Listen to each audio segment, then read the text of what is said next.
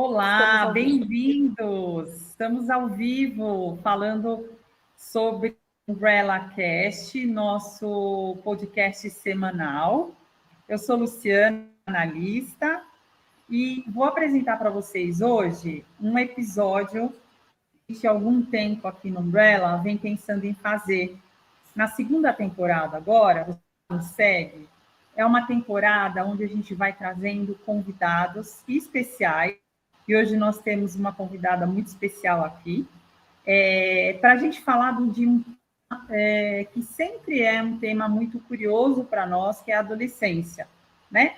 Eu vou começar aqui lendo um pouquinho sobre o que a gente vai falar e já vou falar para você sobre o que se trata.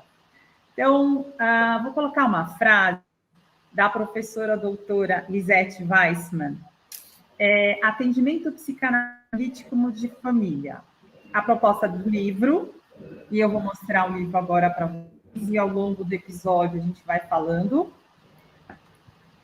é abrir ao leitor clínica com famílias, como um dispositivo singular e próprio para o atendimento aos quais a queixa baseia-se nas desavenças vinculares e no mal-estar vincular entre os que fazem parte desse grupo específico, o grupo da família, né? E o tema de hoje, deste quarto episódio da segunda temporada, do Umbrella Cast, é atendimento psicanalítico de família. Esse episódio é para pais, mães e cuidadores. A gente idealizou esse episódio para orientar vocês sobre essa problemática dos vínculos familiares e parentais, formados desde a concepção dos filhos, o seu desenvolvimento e principalmente quando estes encontram-se na fase adolescente. Vou colocar uma reflexão aqui também sobre este livro, vou mostrar de novo para vocês. Atendimento psicanalítico de família. A Lisete apresenta o caso clínico da família do Gonzalo. Gonzalo é um púbere de 11 anos, que é apontado pela mãe Suzana como paciente designado como portador de uma patologia. Ou seja, o garoto... Escuta o trecho do livro. Uma família não decide ir à sessão como entidade que se reconhece como portadora de angústia, que precisa ser escutada. Porém, o paciente vincular tem de ser construído dentro da sessão entre analista e clientes. A possibilidade de assumir uma dificuldade vincular familiar precisa de um processo para ser reconhecido pelos membros da família e pelo grupo familiar como um todo. Através de um relato desse caso clínico, eu gostaria de trazer à tona a especificidade do atendimento vincular de famílias. Em consultório, os problemas cotidianos das famílias costumam ser relatados apontando-se um único sujeito como portador de alguma patologia. E nas famílias, com o filho adolescente, essa dialética é ainda mais evidenciada por ser este o encarregado de inaugurar conflitos e problemas da família. Para responder algumas perguntas, eu vou trazer e vou apresentar aqui nossa convidada especial de hoje, Lisete Weissman. Olá, Lisete, é você? Oi, Luciana, tudo bem? Aqui estamos. Muito agradecida por participar. Nós é que estamos felizes por te trazer para o público. E eu gostaria de pensar um pouco contigo, o que você espera para o episódio de hoje? Bom, achei muito importante poder transmitir para o público algumas das noções que nós trabalhamos a porta fechada dentro dos consultórios. Eu acho que o atendimento à família, famílias que portam adolescentes, é um capítulo bem importante de nosso trabalho, já que muitas vezes o adolescente inaugura dentro da família uma nova etapa. É como que se quebra a família anterior, família de pais com crianças, ou filhos crianças, para se gerar uma nova família no sentido de uma nova configuração. Então, esses adolescentes quebram esse status quo que tinha a família para constituir um novo. E muitas vezes é difícil para os pais acompanharem esses adolescentes. Porque, naturalmente, esses adolescentes têm que romper com o que eles eram como crianças para se constituir como adolescentes. E muitas vezes o que nós recebemos dentro do consultório são famílias nas quais os pais não conseguem entender o que está acontecendo com esse adolescente. Por outro lado, eu acho que a adolescência dos filhos movimenta muito internamente nos pais a própria adolescência. Mas o que acontece é que já é outro momento. É o que nós chamamos de generation gap. Tem um vazio entre uma geração e outra. E tem que ser tida em consideração. Mas esse seria um pouco o trabalho. Não sei se você quer ir fazendo perguntas, eu vou continuar. Vamos já fazer perguntas. Agora eu vou passar um pouquinho para a Esté. Esté, tudo bem? A Stephanie é uma psicanalista também, ela, minha colega, parceira. O que você espera pelo episódio de hoje? Bom dia, professora. E também ex-aluna da professora Lisete. Acho que esse encontro do Umbrella, né, entre eu, a Luciana e a Denise, que também é integrante, ele veio muito em favor dessas buscas que a gente foi tendo ao longo da nossa trajetória enquanto psicanalistas, né? E cursar, né, essa conversa, esse conhecimento com a Lisete, em que ela introduz essa noção da psicanálise vincular, o atendimento familiar, vem de encontro com o ferramental que a gente pode ter, então, né, como ela disse, dentro dos nossos consultórios, com as famílias, que muitas vezes trazem, né, o adolescente como tendo um sintoma, como tendo algo que está localizado nele, mas que a gente sempre vai ter esse olhar mais amplo, e o quão desafiador para a gente né, porque a gente sabe que tem a questão da transferência e do manejo do analista, e aí quando a gente pensa na psicanálise vincular, a gente sabe que isso tem uma outra configuração, a gente consegue se sentir, então, direcionado para intervir, para fazer essa escuta e para fazer com que circule ali o que estiver acontecendo dentro do ciclo familiar, né? Então, eu acho muito importante, estou muito contente de estar aqui com vocês duas hoje. Que ótimo. Então, vamos lá, vamos dar sequência ao nosso episódio de hoje. Eu vou comentar um capítulo, na verdade, o segundo capítulo do livro, da Elisete. A mãe é quem começa a falar. A gente está vindo por causa do Gonzalo, que tem problemas de relacionamento na família. Ele não se relaciona bem com todos. Tem problemas na escola também. Viemos pedir ajuda, pois é difícil educar os filhos. Nesse caso clínico do seu livro, conforme a analista vai conduzindo o acolhimento a cada sujeito que compõe o grupo, a família do Gonzalo, a palavra vai dando às dores de cada um. E por elas, evidencia-se que o paciente em questão não trata de ser apenas um, mas sim todos os 6 componentes daquele grupo. Com a ajuda da analista, vão se escutando e se dando conta de suas angústias travestidas, de uma voz uníssona que reclama a presença de uma desordem e claramente a incompreensão a que os filhos se veem submetidos. E dessa forma fica explícita a falta de escuta subjetiva a que eles se sentem atentos, tanto na escola quanto na família. Agora eu vou fazer uma pergunta. Qual a importância de se dar espaço para a expressão, para a fala e para a escuta na relação com os filhos? Por favor, Lisete, traga um pouco mais desse caso clínico para contextualizar o que você vai explicar para nós. Bom, como eu falei anteriormente, a adolescência irrompe na família, quebra um status quo. E tanto os filhos quanto os pais têm que se modificar nesse relacionamento.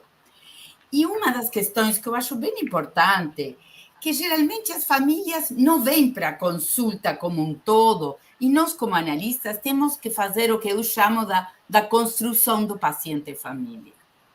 Na medida em que muitas vezes eles vêm indicados pela escola, por outros problemas, talvez, que irromperam a partir das condutas adolescentes, com um membro designado. Então, é Gonçalo aquele que cria problemas na família. Mas, na verdade, na medida em que a analista vai dando escuta a isso que está acontecendo entre eles, aquilo que estava focado nele, que era o sintoma, ele vai mal na escola, tem notas ruins, ele não se comporta em casa, aquilo começa a circular e a se redistribuir entre os membros da família. E uma questão que foi bem interessante nesse caso, que depois de um tempo de trabalho conjunto, o pai começa a contar que ele também se dava muito mal na escola, que ele não conseguia ficar quieto, que ele era muito ansioso.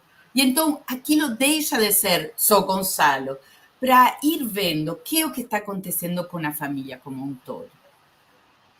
Então, eu acho que essa é uma das questões bem importantes do atendimento à família. Você escuta, e a partir de sua escuta como analista, eu acho que operamos como um modelo para que esses pais consigam escutar, ainda tratando-se de uma adolescência totalmente diferente a deles, o que fosse, porque estamos em outro momento. E então eu acho que essa é a riqueza. Stephanie, o que você pensa desse tema do atendimento? Comenta bem sobre a sua clínica.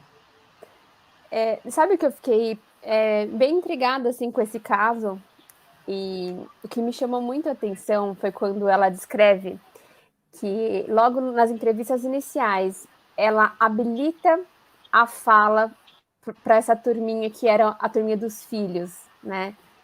E era uma questão que vinha ali, então, na convivência familiar. Os filhos não podiam, né, nomear, falar e se dizer. Então, quando a analista ela coloca essa possibilidade, isso já faz uma nova curva no curto-circuito ali, né, intrafamiliar. Eu achei isso de uma riqueza muito grande, porque na prática clínica é exatamente isso que a gente vê, né?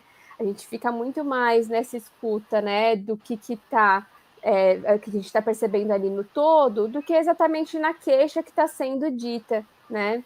E como é bonito, né, assim, quando a gente consegue fazer essa intervenção, que eu achei muito interessante essa palavra, habilita a fala, né? Que permite, então, que novas configurações se estabeleçam. Né? Sim. E eu também fiquei entretida com esse capítulo, principalmente quando o pai fala, esses daí, né? Os filhos.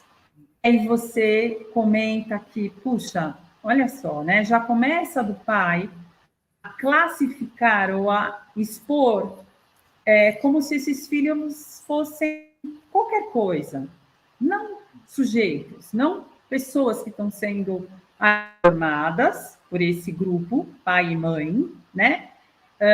Se não me engano, tem a avó também, né? Mas algo onde os irmãos, né? Uma família grande ali acontecendo, mas o pai vai expor a analista, que é você, de uma forma pejorativa, né? Então, os filhos se sentem já na criação, né? Eu estou sendo colocado de lado.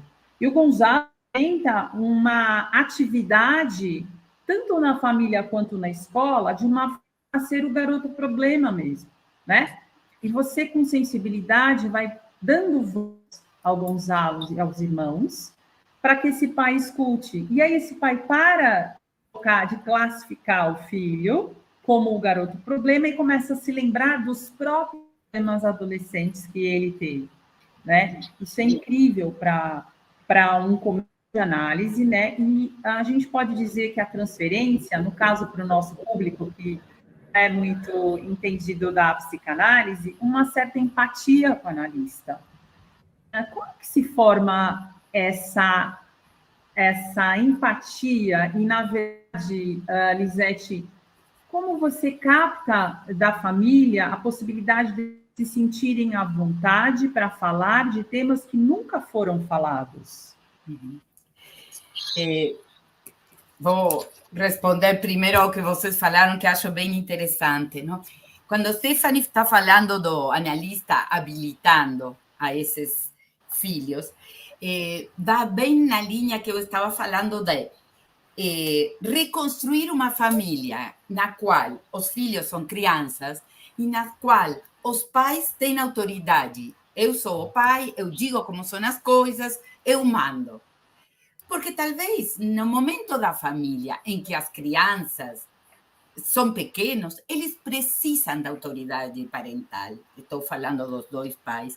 Autoridade no sentido de acolhê-los, dar um direcionamento para o caminho deles, nesse sentido, não autoridade como poder de submeter ao outro, mas sim de indicar um caminho e ajudar nesse desenvolvimento, não? Agora, também aí tem como um limite difícil de pensar entre autoridade que ensina, que dá um caminho, e aquele que exerce um autoritarismo, não? E aí eu acho que seria importante ver a diferença.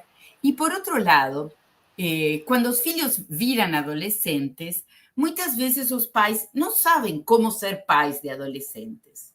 E então passam desse lugar de autoridade, eu sei tudo, eu mando, a um lugar, eu quero ser amigo de meus filhos, para que eles me contem tudo. E eu sempre falo para os pais que consultam que os filhos não precisam de amigos, porque amigos têm um monte, eles podem escolher amigos. Eles precisam de pais, porque pais só têm esses dois. E o lugar do pai é um lugar difícil, porque mais na adolescência, enquanto eles vão ter que escutar, ainda que não compatibilizando com o que estão escutando, e ver como lidar com isso. Então, isso que você também trazia, Luciana, de esses aí, era uma coisa pejorativa, na qual, e eu acho que, de novo, estamos na passagem de um tipo de família a outra, não são escutados. Não? Os filhos não têm um lugar de escuta porque eles são esses aí. E me faz lembrar até na Idade Média, não? Quando as crianças, por um tempo, eram como nem pensadas. E de aí, de um momento a outro, viravam adultos pequenos, sem poder ir respeitando toda a transição e as etapas de vida. Não? Agora, ao respeito da empatia, eu acho que o psicanalista tem que poder fazer perguntas que habilitem. Às vezes, podemos ir abrindo o campo, perguntando coisas que os permitam se expressarem. Às vezes, pode ser só relatando o que você vê, que muitas vezes eles não percebem. Então, não necessariamente sempre tem que ser uma interpretação psicanalítica. Às vezes, uma boa interpretação é relatar. Quando você diz esses aí, de alguma forma não está considerando eles. Por quê? Então, isso abre para poder ir se expressando. Eu acho que esse é um bom exercício que se faz dentro da análise, pensando que depois esses pais e esses filhos vão continuar fazendo sozinhos na vida diária, né? Sim. Então, a gente aí pode mostrar um pouco para o público como funciona o manejo da psicanalista, né? Então, porque muitas pessoas ficam pensando, nossa, como será que é uma sessão com uma psicanalista em família? O que ela vai fazer? Será que ela vai me colocar numa situação vexatória? Vai apontar o dedo?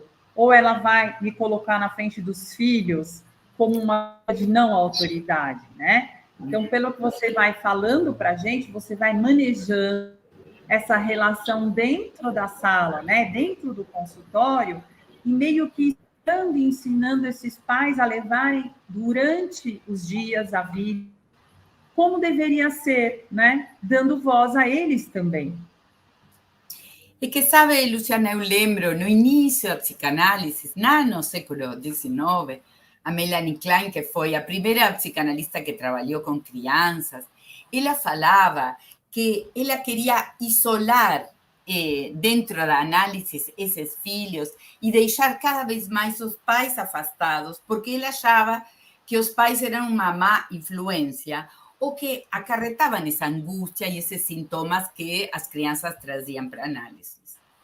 Mas ao longo do tempo, nós, psicanalistas vinculares, o que fomos vendo, que se os pais são deixados de fora, eles não conseguem acompanhar esse percurso interno dessa criança ou esse adolescente, se sentem muito ameaçados e muitas vezes retiram eles dos atendimentos. Então, atender a família como um todo, mas desde um lugar de compreensão. É importante o que você fala, porque às vezes eles podem se sentir acusados. E como tentar não apontar o dedo, e sim, por outro lado, dar como uma compreensão de diversos lados, não? Eu, por exemplo, outra vez, outra família que não está no livro, mas que eu estava atendendo, e a mãe falava, bom, quando eu saía, quando eu era jovem, meu pai ia me buscar. E eu gostava que meu pai fosse me buscar, e era meia-noite. Mas você, aí, de novo, outro membro designado, você vem tarde e me dá medo, e São Paulo é uma cidade perigosa. E então, o que era interessante também, que esse adolescente conseguia se defender dentro da sessão. De alguma forma, cuidada pela analista, e ela falava, mas são outros tempos. Todos os meus amigos fazem o que eu faço, não é fora do normal. Então, eu acho que também essa mãe conseguia escutar essa filha nesse sentido, na medida em que ela se pronunciava, não? Então, aí vai se constituindo um diálogo. E outras coisas que eu acho que é bem difícil é dialogar. E eu sempre falo, tanto para as famílias quanto para os casais, que dialogar é riscoso. É riscoso porque um pode fazer uma pergunta, mas não sabemos o que o outro vai responder. E por isso dá medo. Dá medo de que a resposta não coincida com o que eu estou esperando. E aí vem a grande questão. Como tolerar, escutar o outro ainda em diferença. E poder sentir que essa diferença pode nos enriquecer. É uma grande questão. Tanto atendendo famílias quanto casais. Desculpa. Esther, como é para você escutar essa parte do atendimento clínico, né? Onde há muitos medos quando uma família tem questões, mas fica um pouco preocupada de como seria esse processo. Sim, é ainda muito desconhecido para a maioria das famílias, né? E muitas vezes é tomado como uma ferida narcísica, né? Ah, precisamos ir na psicóloga, né? E chegam na primeira sessão já muito ansiosos, não sabem exatamente como que vai funcionar, quem vai vir, eu brinco, quem que vai sentar na dança das cadeiras, né? E a percepção que eu tenho é exatamente essa. Se muitas vezes a queixa vem localizada, por exemplo, no jovem, e a gente começa a ampliar esse olhar e trazer isso também para os pais se pensarem, para eles pensarem a sua família, as heranças que eles trazem, né, das suas famílias de origem, isso tudo vai sendo acolhido e eles vão conseguindo fazer um trabalho efetivo. Quando a gente tenta, ou quando a gente não tem a possibilidade de trabalhar com a família, né, às vezes porque a família realmente traz e fala assim, ó, é ele que precisa, e não, a gente convida, você quer vir, vamos conversar, e não acontece, a gente percebe que tem essa quebra, né, então, às vezes o adolescente, ele vai fazendo um trabalho interno, ele vai fazendo esse percurso, e a família não acompanha, e muitas vezes entende como sendo uma coisa que não está sendo benéfica, né? A possibilidade desse jovem encontrar uma fala, encontrar o seu jeito de se expressar, né? Então, sempre que possível, né, eu convido, eu abro a porta do consultório, eu citei lá num episódio que a gente falou sobre o atendimento familiar, uma fala da Michele Roman Faria, ou foi da Manoni, em que ela fala assim, os pais irrompem, né, na sessão, não é uma coisa que tem uma regra. Então, assim, acolho sempre mensagens, querem vir dentro do horário, fora do horário, né? Sempre pensando individualmente para cada família o que significa essa presença dos pais, né? E o quanto ela é necessária. E vejo também que tem uma tendência que, se em um primeiro momento eles ficam mais, às vezes, implicados, porque se é um adolescente muito jovem, assim, seus 12, 13 anos, ainda a gente está falando de uma posição ainda infantil, a tendência é que esses pais vão confiando, né, nesse espaço e vão também permitindo que essas mudanças aconteçam.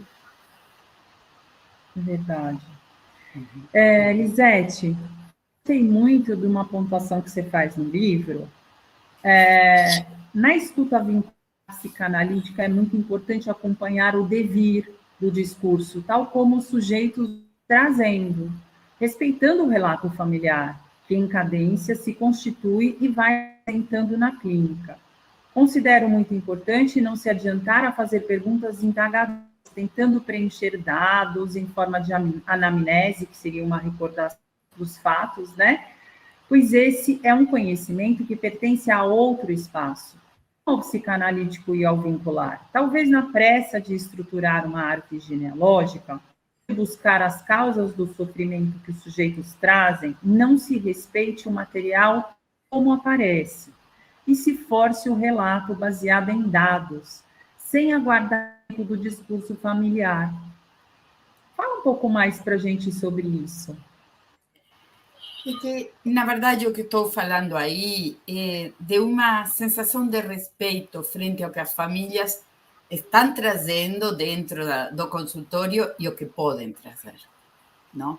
Porque eu acho que isso é falar do timing. Cada um de nós temos um timing, primeiro para ir confiando nesse espaço, nessa pessoa, e também para reconhecer internamente algumas questões que ficam como escondidas, não? Então, eu acho que é bem importante ter uma posição de respeito ao respeito das famílias, porque muitas vezes esse timing, essa resistência a contar alguns episódios tem a ver com situações de muita dor, que talvez não tenham sido processadas internamente, e temos que poder aceitar isso. Eu lembro, a outra vez estava atendendo um casal e falar para eles, olha, está faltando para mim alguma parte para entender bem o que está acontecendo entre vocês. Você precisaria saber alguns dados que poderiam ajudar, que tem a ver com sua própria história. E a moça falou, não quero falar disso hoje, eu já falo muito em minha terapia individual, não quero. E aí falei, tudo bem, é respeitável. Pode se dar o tempo, pode não falar se não quiser. Então, eu acho que esse é um lugar também de sofrimento para o analista, de poder tolerar esse silêncio dentro do qual não sabemos o que está acontecendo. Mas também é porque o paciente não chegou nesse momento, não pode falar disso. Então, é um mito, fale tudo que vem para a sua cabeça, que alguém vai falar tudo. Não vai. Temos nossas dores, temos nossas vergonhas, essas coisas vão ser tramitadas de diferentes formas. Não todo mundo vai conseguir falar. Até estava pensando, agora veio na minha cabeça, tem vários documentários feitos sobre os sobreviventes da Shoah, que é da Segunda Guerra Mundial. E muitas vezes eram acusados, por que não falam? Por que não contam do que viveram? Esse trauma humanitário tem que ficar registrado.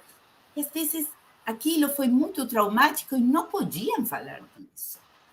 Então, dentro da família também tem muitos segredos, as coisas que não podem ser faladas. E eu gostaria de falar uma coisa que para mim é bem importante. Donald Winnicott, que é um psicanalista inglês já falecido, que era pediatra, ele diz que os pais de adolescentes têm que ser como se fosse aquela parede frente à qual as pessoas jogam tênis, em que você bate a bola e a parede tem que sustentar essa bola que volta. Então, ele diz que os pais têm que ficar firmes nesse bate e volta, tolerando, digamos, essa batida, se poderíamos chamar assim, metaforicamente, da bola. na medida em que os adolescentes precisam romper com aquilo estabelecido de um vínculo infantil para se constituírem adolescentes. E o mais importante é que os pais fiquem firmes e fortes nesse lugar. Tem pais, por exemplo, que se desarmam, começam a chorar, a culpabilizar o filho. Isso é o pior que se pode fazer. Porque o filho está fazendo parte de um desenvolvimento natural. Temos que poder acompanhá-los, ainda sabendo que o destino é que eles comecem um caminho próprio, mais distante do caminho da gente. Mas é o esperado.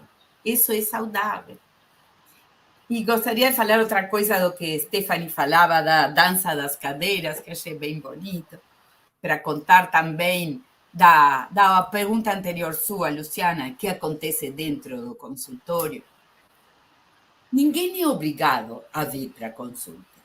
Então, você abre a porta do consultório e convida a família. Tem momentos em que alguns dos membros não podem vir, não querem vir, está sendo muito doloroso para eles virem, preferem se omitir, seja o que for.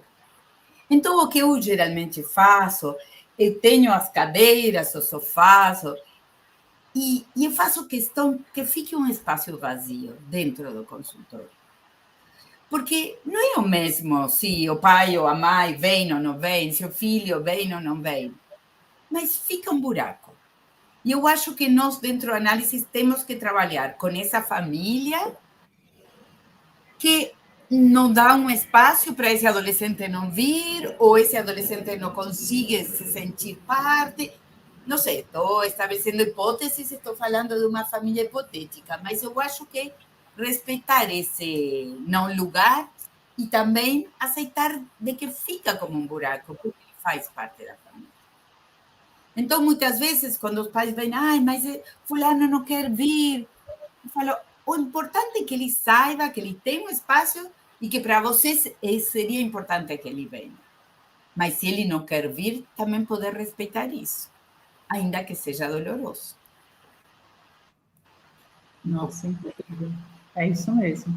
Stephanie, fiquei pensando, né, em quantas vezes a gente que está num percurso aí como lista, a gente se preocupa, né, em como a família vai se sentir na sessão, né, vai se sentir. Existe a quebra real de será que eu consigo, né, o que vai ser de uma, né, o que você pensa dentro do que a Lisete nos traz? Agora eu fiquei fisgada por essa coisa que ela fala de que os pais precisam suportar, né, para ocupar esse papel de educador dos próprios filhos, como a parede, né, que o Winnicott propõe, essas pancadas que vão vir, que é suportar perder o amor, suportar ser odiado, para poder exercer a função paterna, para poder inserir essa criança, o adolescente na cultura, colocar os limites, né? Isso eu acho que é o que mais a gente vê no consultório chegando, assim. E isso acaba, então, trazendo muitas consequências para o filho, que se vê, então, desamparado, né, de uma educação, de um direcionamento mais concreto, né? E a gente vê que os pais, por outro lado, estão cheios de culpa e que é muito difícil, então, sair desse lugar, que eu acho que a Lisete traz muito isso no livro, né, de que para os pais ocuparem o lugar de pais, eles precisam, em certa medida, sair desse lugar de filhos que eles eram da geração anterior, né? E no caso do Gonzalo, especificamente, tem esse nó acontecendo transgeracional, né? E que acaba afetando toda a dinâmica da família, porque fica na figura da avó materna essa de fazer esse papel de quem ia lá e ia ser a quem ia poder fazer essa função, né? É muito complicado, porque quando a gente olha, então, pro mundo, a gente sabe que cada vez mais os pais estão perdendo referências, está cada vez mais difícil, então, educar seus filhos, né? Quer comentar, Lisete, algo? Sim, eu estava pensando, baseado no que vocês duas estavam falando, que tem uma parte do nosso trabalho como analistas que implica uma certa frustração. Uma frustração em função do que poderia ser, do que seria esperado, de que pacientes seria bom a gente receber. E, por outro lado, aceitar que, às vezes, esses pacientes não estão prontos para receber, não estão prontos para ser ouvidos, e vamos ter que lidar com isso, não? Por exemplo, eu estava atendendo uma família que os pais eram separados e o moço tinha 13 anos, era a pessoa em questão, que eles tentavam ver como lidar com ele, e chegou um momento, e ele foi obrigado a vir, e chegou um momento que ele falou, não vou mais. E então, eu como psicanalista, tive que suportar essa frustração de falar, bom, talvez poderíamos continuar trabalhando e teria muito material a ser trabalhado, mas esse limite que essa pessoa colocou é lícito também. Então, eu acho que aí também tem um lugar de dor a partir do que se poderia fazer, do que deveríamos fazer e o que fazemos. Tem esses limites. E eu acho bem importante isso que a Stephanie falou, é verdade, eu repito muito isso, que para constituir uma família, esses pais têm que abandonar o lugar de filho para, por sua vez, se colocar no lugar de pais. E muitas vezes vemos aquelas famílias em que os avós continuam nesse lugar de paters família, eu sei o que tenho que fazer, eu sou o que dirige essa família, e dessa forma, esses filhos não estão habilitados para um lugar de pais. Ou de aqueles avós que falam, eu sei, porque eu criei tantos filhos, então você tem que fazer desse jeito ou de outro. Talvez está em outro momento, se faz de outra forma, por que não aceitar isso, não? Então, é uma questão importante as gerações poder se colocar no lugar que corresponde, não? Também estava pensando, muitas vezes tem avós que não aceitam ser avós, porque estamos na cultura de que temos que ser jovens, forever young, como diz a canção, sempre jovens, sempre atualizados, e então ser chamado de avô indica a participar de uma terceira geração. E tem caras que não aceitam isso. Então, não me chame de avó, me chame de Maria, João, o que fosse. E eu acho que é uma dureza isso, porque os netos perdem a sua voz, né? E precisam. São diferentes gerações com diferentes funções para essas crianças do mundo, né? Sim, porque é da escola de você ter avós, pais, ser você e ter filhos e pensar netos, né? Sim. E respeitar esse tempo. Sim, sim. E outra coisa que eu estava pensando agora, a partir de nossa conversa, é que o que estamos vendo muitas vezes são atuações cada vez mais violentas por parte desses adolescentes. E eu acho que isso também tem a ver com a falta de escuta. Porque, de alguma forma, é como um pedido desesperado de ser escutado. E ser escutado como diferente, ainda que doa, tanto para os analistas quanto para os pais. Poder escutá-lo, ainda que não compartilhemos, mas dar um espaço a isso. Porque aquilo vai se transformando numa frustração de tal volume que acaba em agressões violentas, tanto para o meio externo quanto contra o corpo deles mesmos. Então, é um processo necessário. Temos que poder habilitar. E sabe o que estava pensando? Tem ritos de passagem em certas tribos, em certas religiões, e eu acho que os ritos de passagem dão algum sentido à adolescência, não? Como aquelas tribos que os meninos, para se fazer homens, têm que pôr aquelas mãos em essas luvas cheias de formigas e suportar alguma dor, não? Tem outras religiões que também fazem ritos de passagem e que faz sentido, não? Porque os ritos vão nos acompanhando para sentir que subimos um degrau. mudamos, digamos, de fase. Importante isso. E é um mudar de fase no qual o social habilita, não? Seja na comunhão, seja na bar mitzvah, seja nos ritos esses que falei dos indígenas. E o social olhando e habilitando a essa criança para se constituir em adolescente, futuro adulto. Quer comentar, Esther? Interessante, né? Porque passamos, Lisete, recente, né? Por nas escolas, com mortes, com, enfim, prisões, e a gente vê adolescentes sofrendo muito, né? Privando-se, inclusive, de estarem nesse grupo, medo, né? Do que vai acontecer, do que vai eclodir. Essa fase violenta, adolescência, você acha que ela é algo que faz sentido? Ou algo que vem proveniente da história e dessa relação conflituosa que a criança ou que a adolescente tem em casa?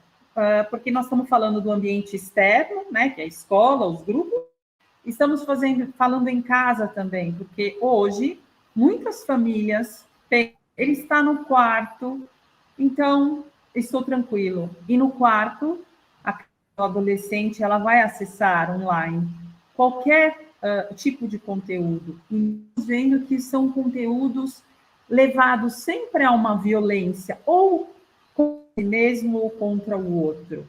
O que a gente pode falar para quem está nos ouvindo sobre esse tema? Eu acho que é importante entrar no mundo deles, não? É verdade que eles ficam o tempo inteiro online, mas seria importante perguntar que é o que estão vasculhando online, com que estão brincando, para entender um pouco mais e se aproximar desses adolescentes.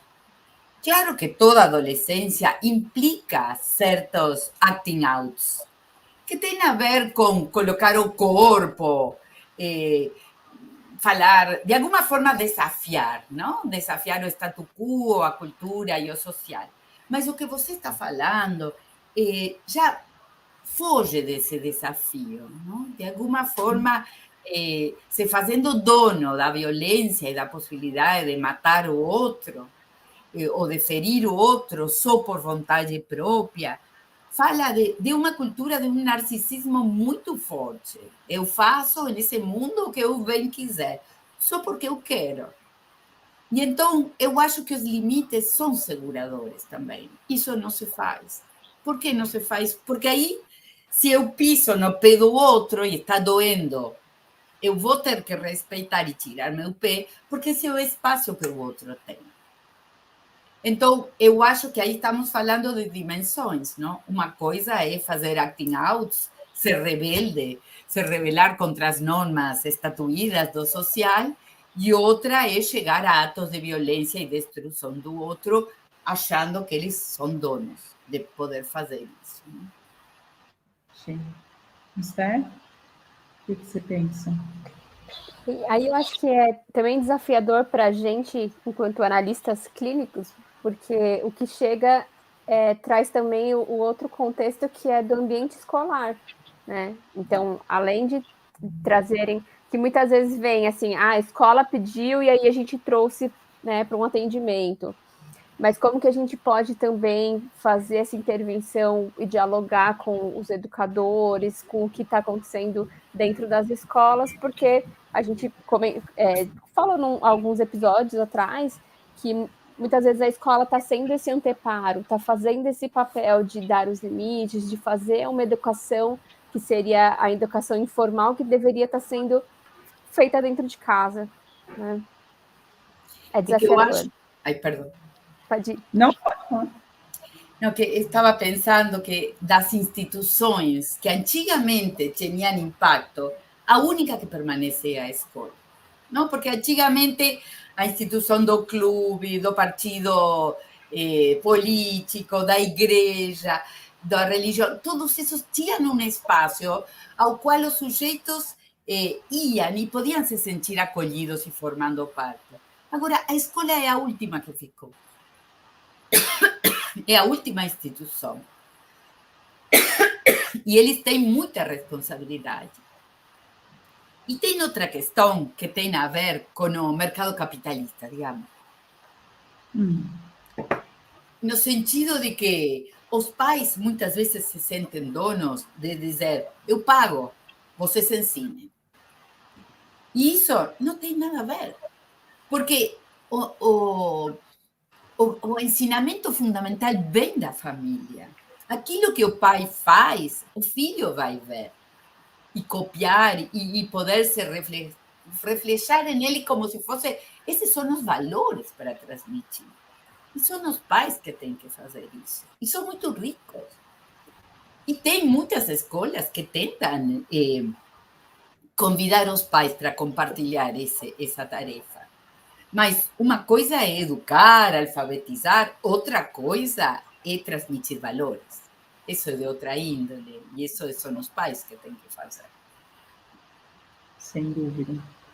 Bom, estamos partindo para o final. Eu vou fazer mais uma última pergunta, que eu acho que é, na verdade, uma colocação também. O que você diria aos pais e ao público que nos assiste sobre a criação de filhos na contemporaneidade e no que eles devem se pautar para garantir minimamente uma educação que favoreça o desenvolvimento de adultos educados?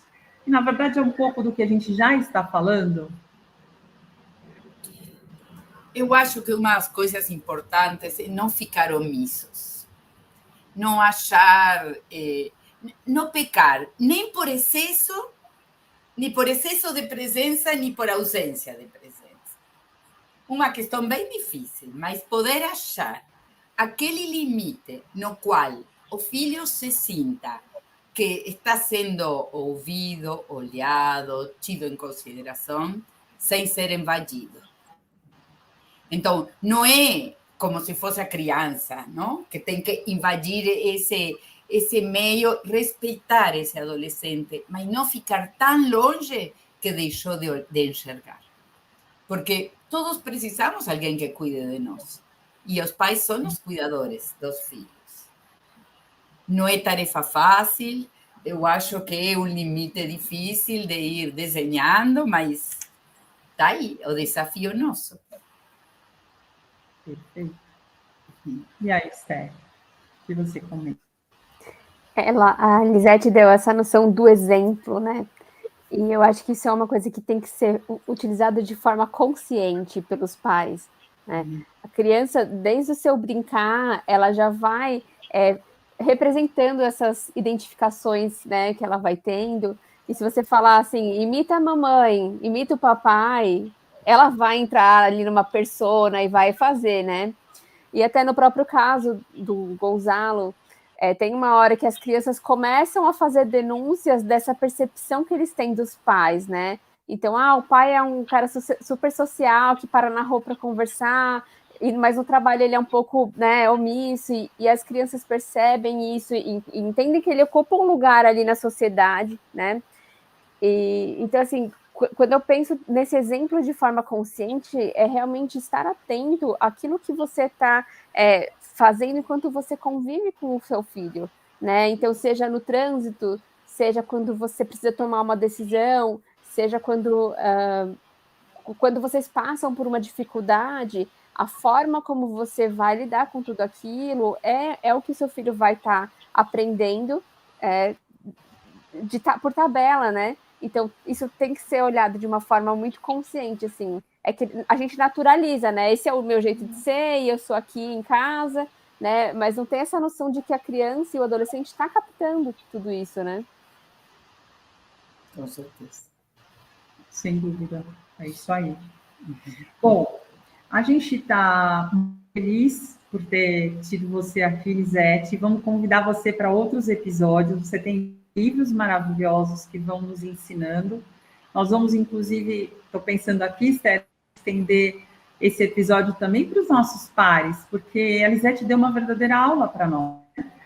E gostaria de pedir para vocês continuarem assistindo os nossos episódios da segunda temporada. Para quem não assistiu a primeira, vai lá no nosso canal, no YouTube, e assiste, porque é um tema do outro, que vai atualizando você, pai, mãe, cuidador, instituição, né? Agora, pares, para você entender como que a gente tem que lidar com essa fase adolescente e na família, né? Temas super contemporâneos.